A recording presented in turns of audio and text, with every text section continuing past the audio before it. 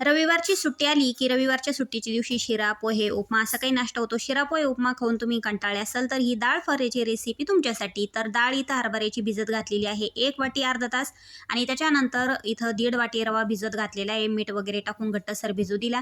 आता डाळ भिजल्याच्या नंतर त्यात हिरवी मिरची, अद्रकीचा तुकडा, लसूण, जिरे आणि छानपैकी थोडंसं चवीपुरतं मीठ आपल्याला वरतून पण थोडंसं टाकायचंय.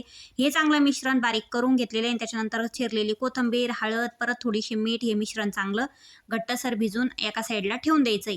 आता जे आपण रवा वगैरे भिजत घातलेला होता ना, तो रवा घ्यायचा आहे. परत एकदा त्याला हात फिरून घ्यायचा आहे, म्हणजे घट्टसर पीठ भिजलेलंच आहे आपलं. परत एकदा मळून घ्यायचंय, चांगलं तिंबून घ्यायचंय हातानं आणि त्याच्या छोट्या छोट्या अशा पोळ्या करायचे.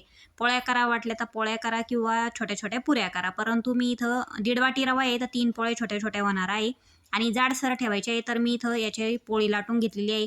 आता यांना आज ऑफिसला सुट्टी नाही, हे ड्युटीला पण जाणार आहे. त्यांच्यासाठी मी टिफिनला मेथीची भाजी आणि चपात्या पण केल्या, म्हणून त्यांना नाश्त्याला थोडंसंच करणार आहे, आम्हाला दोघांना नंतर करणार आहे.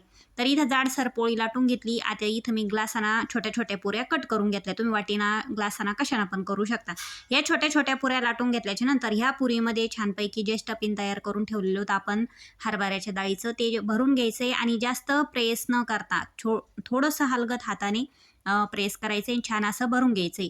आता हे भरून घेतल्याच्या नंतर आहे ना, मी गॅसवर पाणी उकळायला ठेवलेलं होतं आणि त्याच्यावर पुरणाची चाळणी ठेवलेली होती. तुमच्याकडं जे असेल उकळण्याचं वाफळण्याचं साहित्य तुम्ही ठेवू शकता.